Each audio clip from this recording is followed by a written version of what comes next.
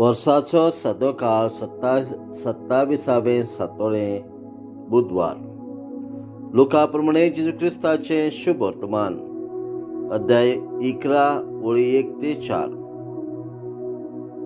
जेजू एके कडेन मागणें करून आसलो आनी ताणें तें संपयल्या उपरांत ताच्या शिसांतल्या कोणेकल्यान ताका म्हटलें, सायबा, जुआवान आपल्या शिसांक मागणें करूंक शिकयलें तशें तुवें आमकां शिकय.